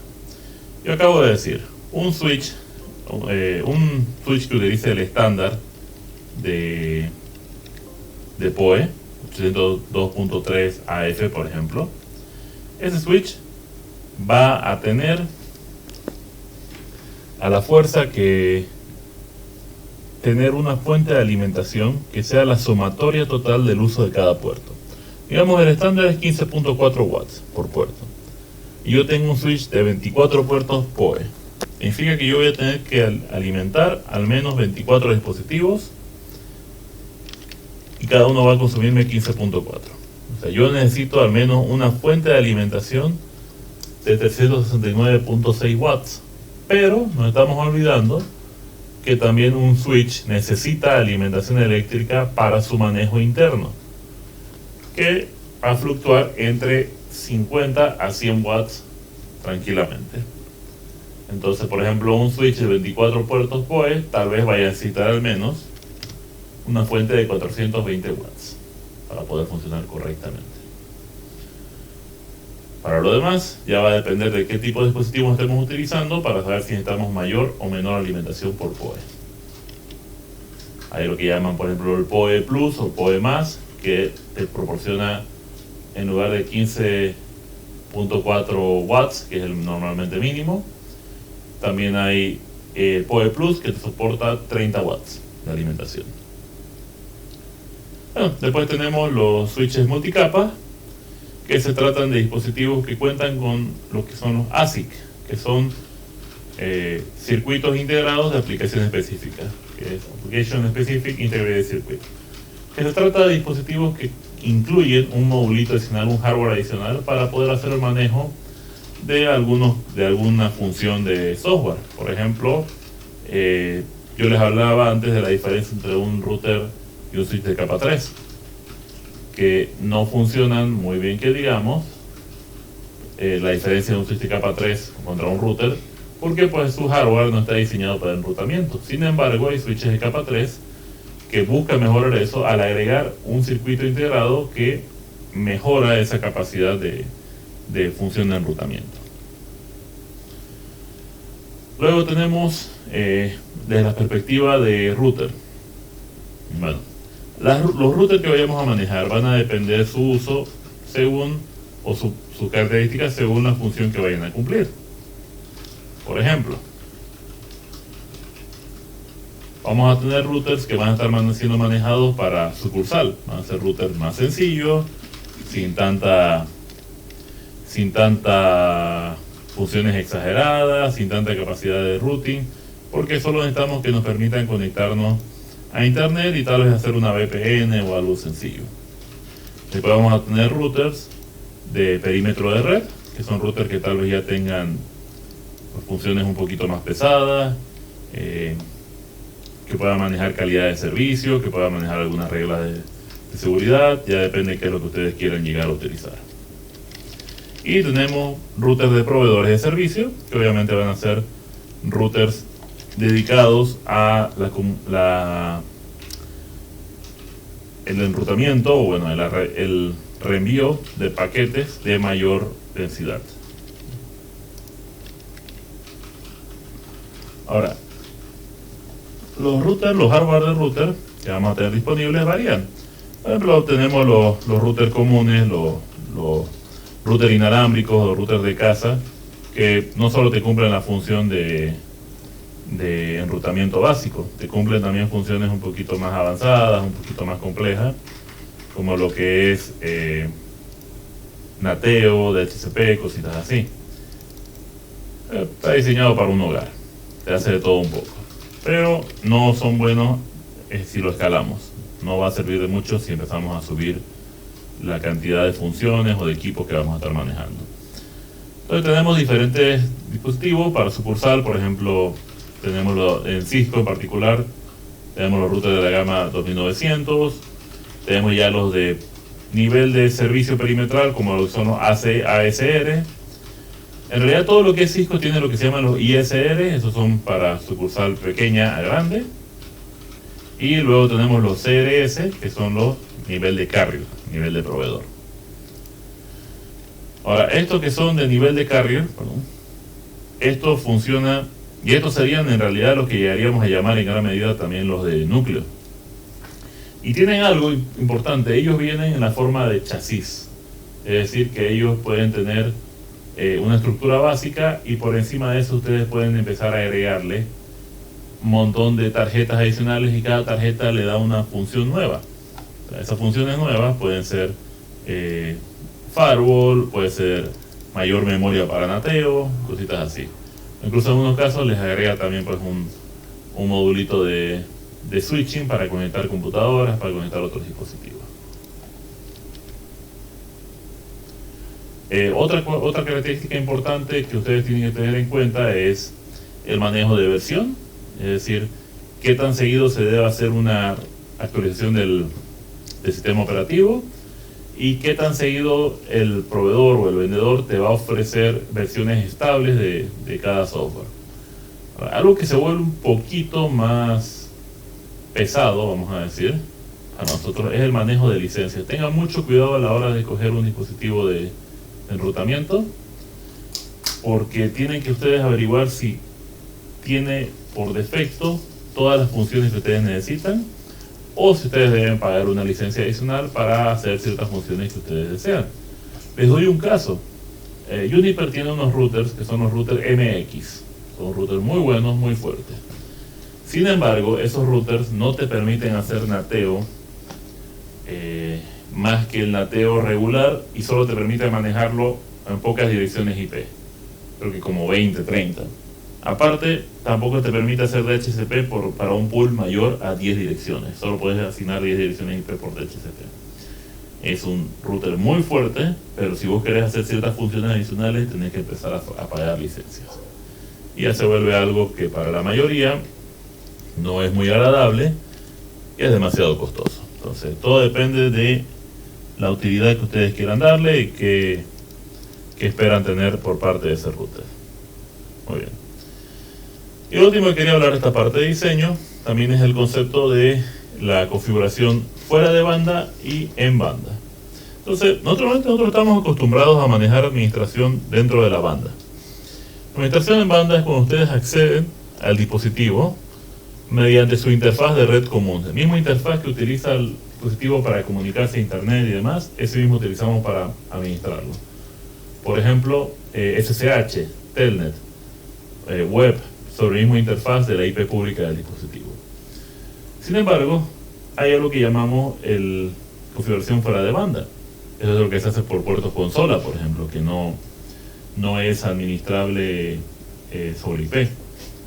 A no ser que ustedes, hay unos equipos especiales que ustedes pueden comprar, que es un servidorcito que viene con su puerto IP, y ustedes lo pueden conectar a varios puertos consola, y así ustedes acceden a una interfaz web en una IP en particular, y de ahí pueden conectarse a los puertos consola de varios de esos equipos. Eso es para lo que llamamos la administración fuera de banda, que es esencial cuando ustedes han perdido acceso al dispositivo por algún motivo y necesitan poder recuperarlo y no están en el sitio. Y también hay muchas marcas de equipo, Cisco, Juniper, que te vienen con un puerto que es el puerto de management, o le ponen MGMT. Estos puertos están diseñados para que ustedes hagan una administración fuera de banda, cosa que no importa qué hagan ustedes en la tabla de enrutamiento, switch, en lo que ustedes quieran en ese dispositivo, no importa si meten la pata y lo fregan, ese puerto de administración de fuera de banda va a estar disponible de todas maneras en caso de que pase algo malo, para que ustedes puedan restaurar su acceso sin ningún problema. Muy bien, eso es lo que quería explicarles sobre diseño de redes LAN. No sé si alguien tiene alguna pregunta.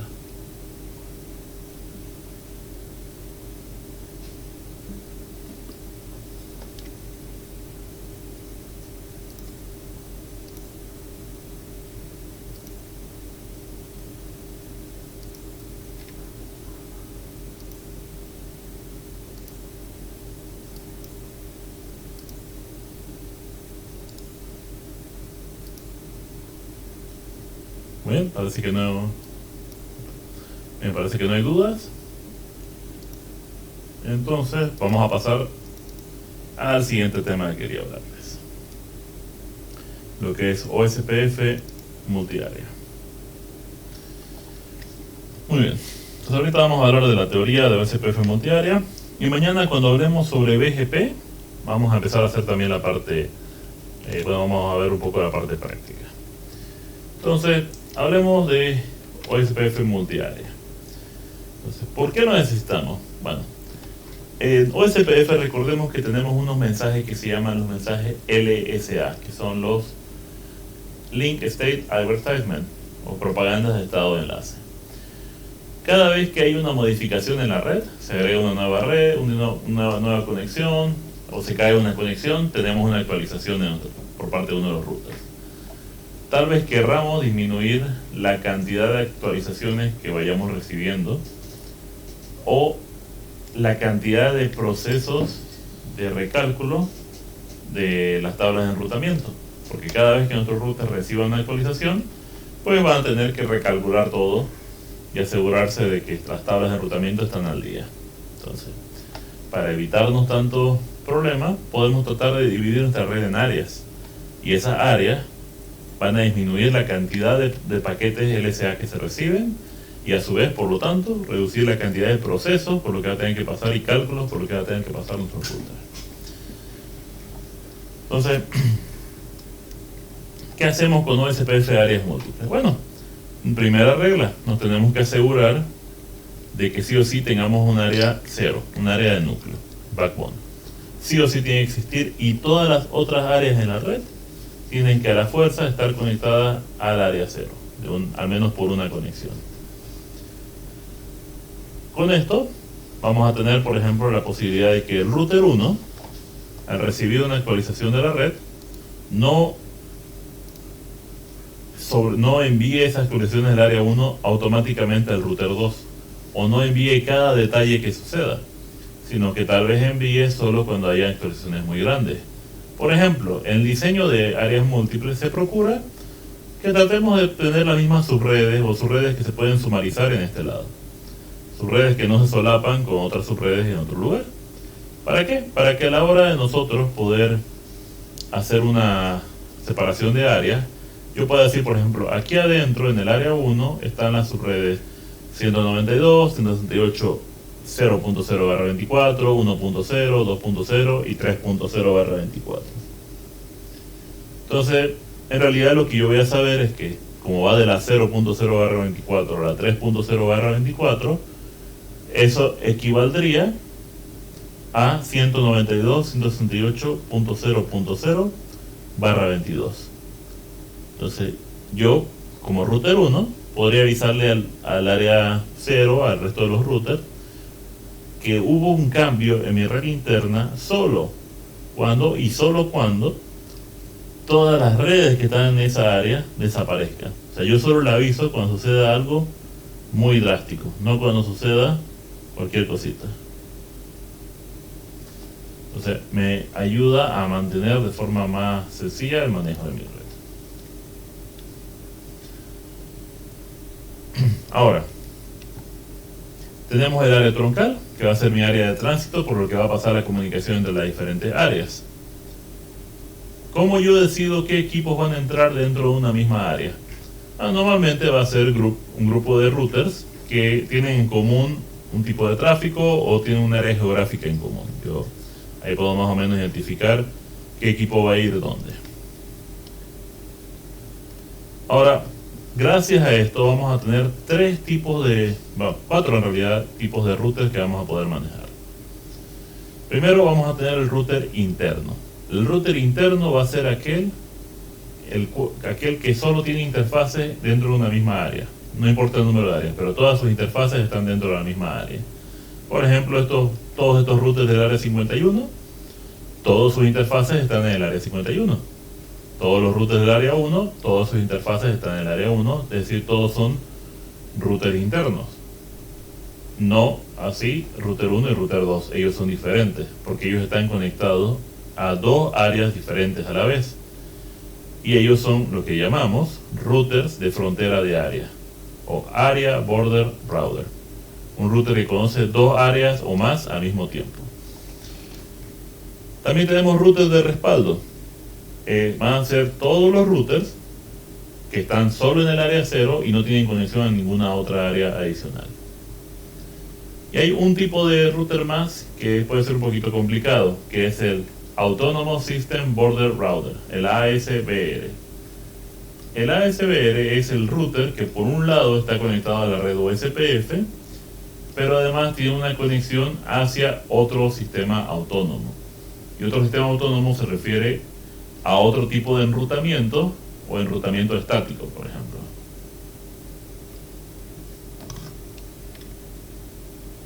Ahora, dependiendo del tipo de router, se van a generar diferentes tipos de LSA.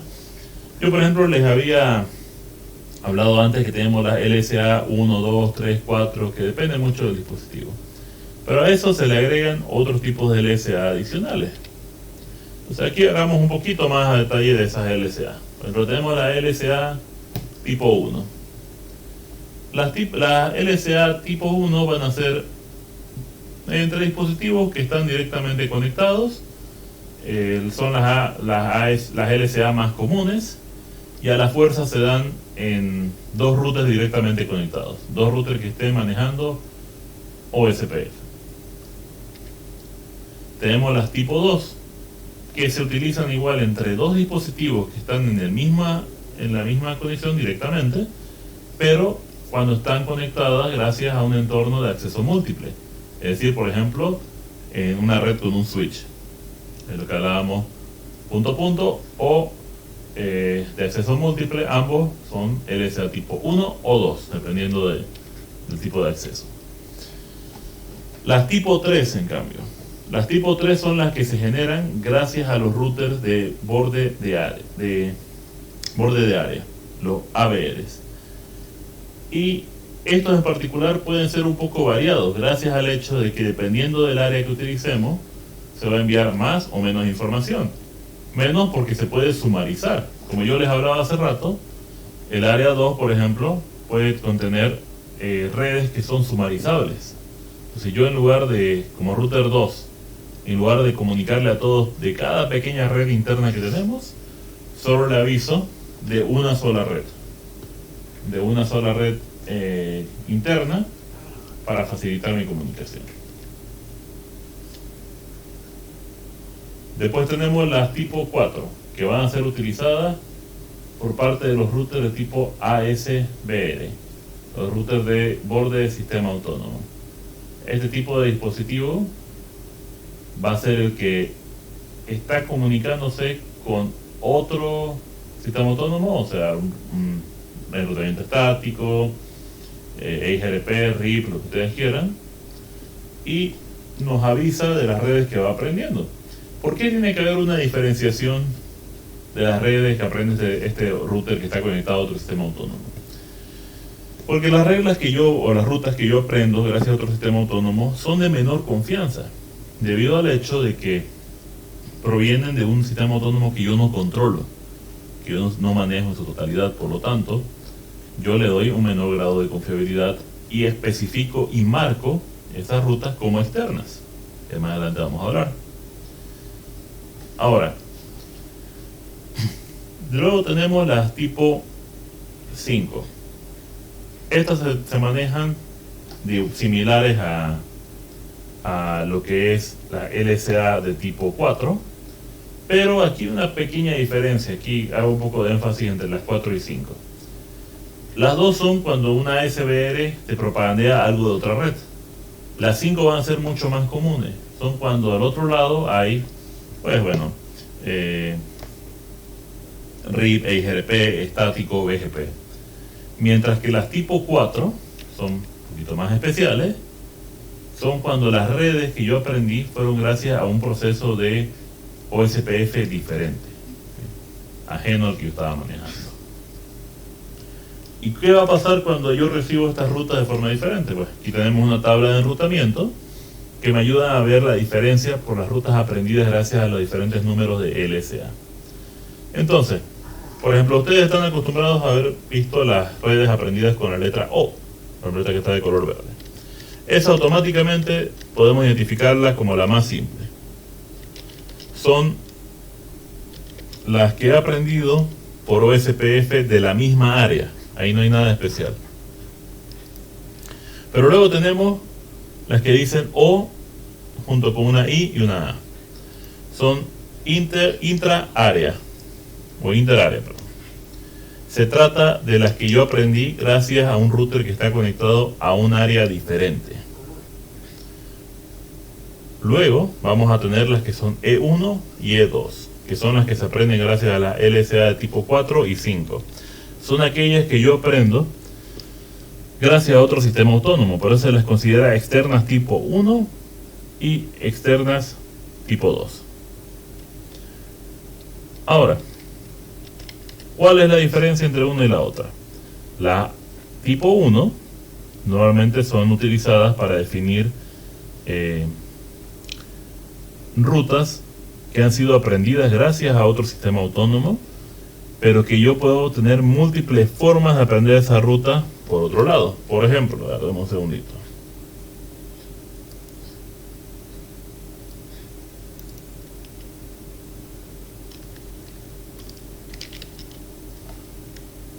Aquí por ejemplo, a ver.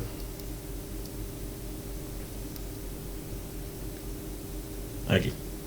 Las E1 van a ser aquellas que han sido redistribuidas a mí y aquellas que pueden aprenderse gracias a posiblemente otro router también ASBR.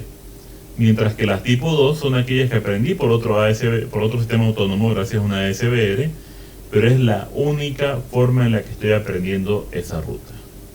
Entonces la tipo E2 es un poquito más específica y me dice que no hay otra forma de enrutar a esa red, solo a través de otro sistema autónomo y solo a través de un camino.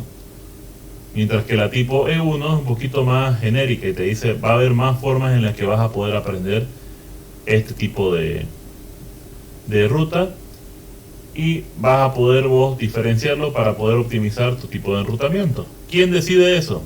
Ustedes, con administradores de red, deciden cuándo una ruta va a ser de tipo E1 o E2.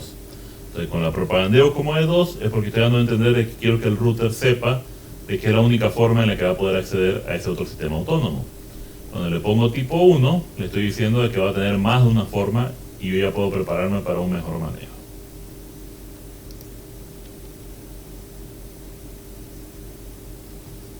Ahora, ¿qué más hace el router para manejar todo este tipo de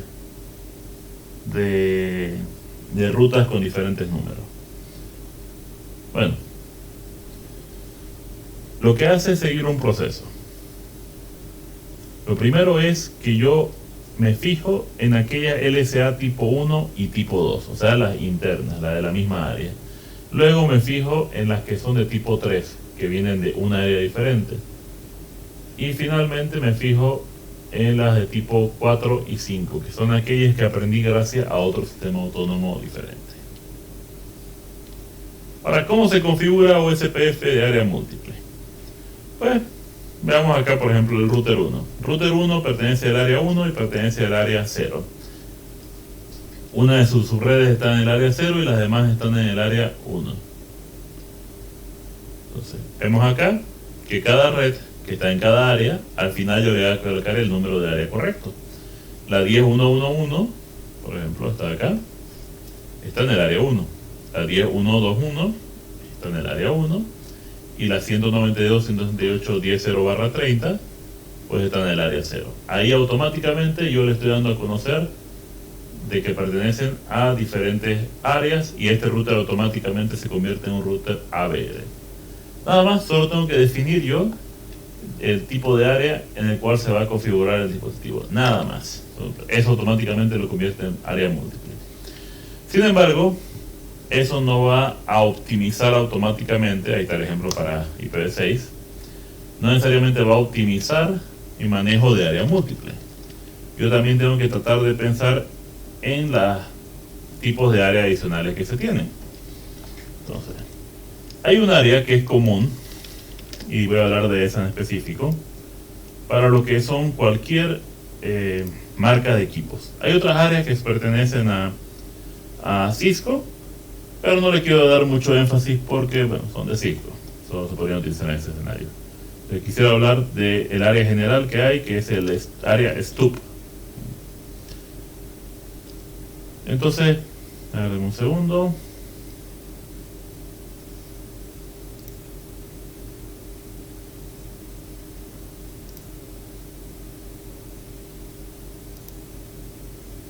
Muy bien.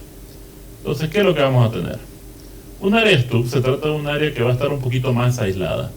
El área STUP, yo le permito que haya muchos routers, vamos a tener unos 10, 20 routers si yo quiero, y dentro de esa área, ellos se van a enrutar y van a conocer todo lo que, todas las redes a detalle, todas las redes que están dentro de esa área en específico. Ahora, el router que está conectado a esa área STUP y está conectado al resto de la red, va a hacer algo para simplificar la vida de esa área STUP. les va a pasar una ruta por defecto. ¿Para qué? Para que los routers que están dentro de esta área, STUB, no conozcan detalles de lo que pasa afuera. O sea, si mi red cuenta con 5000 rutas en el área 0 y en las otras áreas, esta área STUB va a contar únicamente con una ruta por defecto más las rutas que estén en el área interna. O sea, simplifica en gran medida cuántas son las rutas que va a aprender cada dispositivo. Y esto es importante porque algunos routers de menor capacidad pues no tienen las cualidades físicas suficientes como para poder soportar manejar múltiples rutas al mismo tiempo. Muy bien. ¿Alguna pregunta?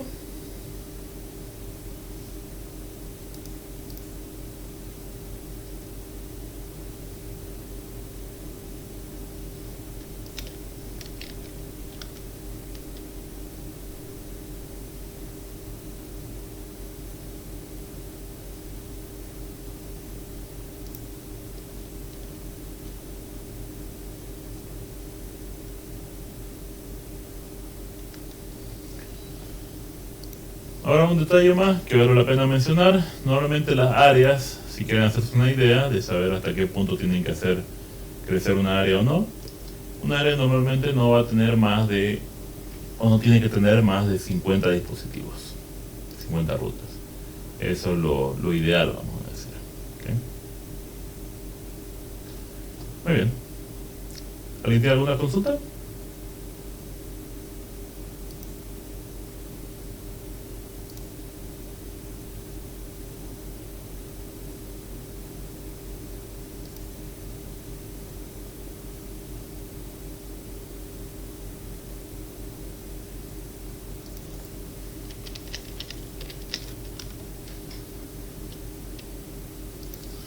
¿Cuál es la diferencia de los routers tipo 4 y 5? Bueno, no router, LSA tipo 4 y tipo 5. O sea, los mensajitos de propaganda de OSPF. Déjame que vuelva un poquito para atrás.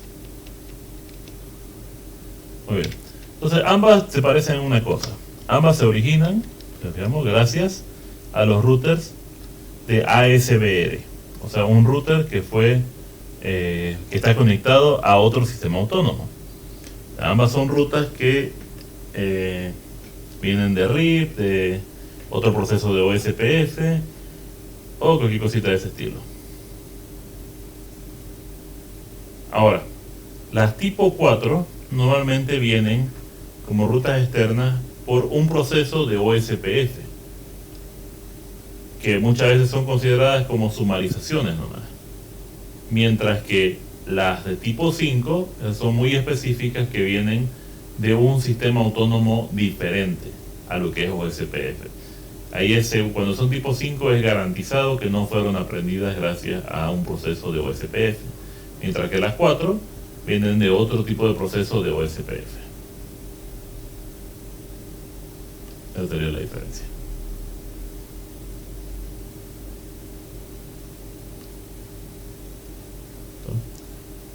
Muy bien, no sé si alguien tiene otra pregunta.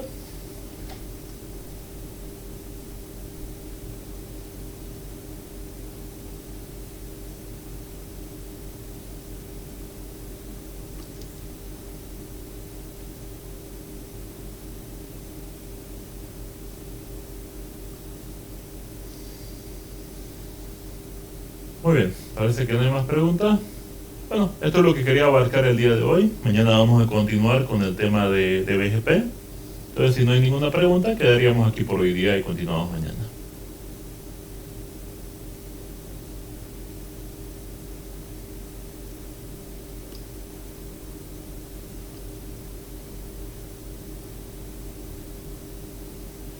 Perfecto, muchísimas gracias a todos por asistir.